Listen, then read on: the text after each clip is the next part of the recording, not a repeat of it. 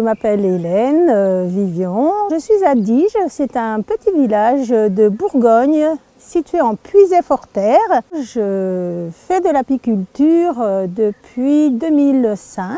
Alors c'est vrai qu'au début, quand je me suis installée, jusqu'à 2010, je faisais pratiquement 2 tonnes de miel. Donc j'arrivais à vendre du miel, mais aussi à vendre des produits transformés, puisque mon truc à moi, c'était surtout de faire du produit transformé. Ma situation maintenant, c'est que depuis janvier, j'ai repris un travail parce que j'ai senti que mon entreprise allait couler. J'ai presque plus de miel et un combat pour garder mes abeilles vivantes. J'avais 130 ruches, il m'en restait même pas 10.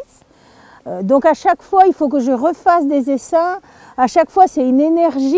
Pour les voir mourir l'hiver d'après, je veux dire, c'est quelque chose. Je suis en boucle maintenant. Je crois que cet endroit qui était magnifique, quand j'ai commencé, j'avais 10% de mortalité. C'était magique, franchement. Et bien depuis 2009, c'est devenu un cauchemar pour moi. J'avais 210 ruches, j'en ai perdu 50%. Et ensuite, tous les ans, un peu plus. Chez moi, il y a énormément de maïs. Moi, j'incrimine le maïs. Autrefois, il y avait des trèfles, il y avait de la luzerne, il y avait du sainfoin. Maintenant, il y a du maïs, du maïs, du maïs. Et le maïs n'a même pas de quoi nourrir les abeilles en totalité puisqu'il n'y a pas de nectar dans le maïs. Et puis de toute façon, ce qu'on constate, c'est octobre, novembre, des ruches pratiquement vides. Je ne veux plus avoir plein de ruches à élever et à accompagner dans la mort parce que moralement, c'est trop difficile. Je me mets un peu en stand-by parce que je ne pense pas que les gouvernements fassent vraiment ce qu'il faut par rapport aux pesticides sur les blés par exemple. Il y a un réel souci, en tout cas ici, chez moi, sur les blés.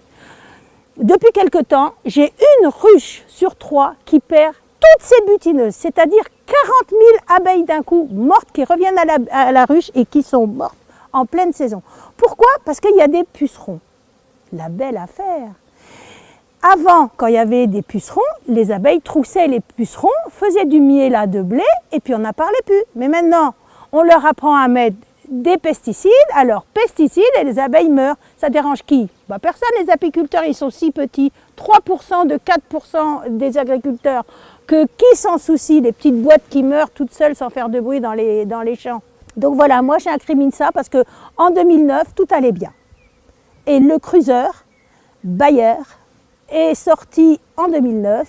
Et en plus, il faut savoir que comme les agriculteurs changent les parcelles tous les 3 ans, eh bien maintenant on a un sous-sol hyper patiné avec un joli cocktail de tous les pesticides qui font rémanence dans toutes les plantes. Et à mon avis, c'est de pire en pire.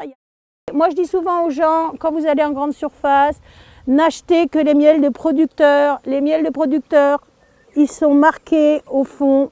Il y a un nom, il y a 2 noms quand c'est un grec, mais c'est des miels de producteurs. Parce que même si ces gens-là secouent un peu plus leurs abeilles que d'autres, ça reste des gens qui font une production, qui sont sur le terrain, qui ont quand même la passion, même si des fois on est tous différents, il y en a qui sont plus doux, il y en a qui sont plus brusques, voilà. Mais je pense que tous ceux qui œuvrent pour les abeilles, ils ont la passion.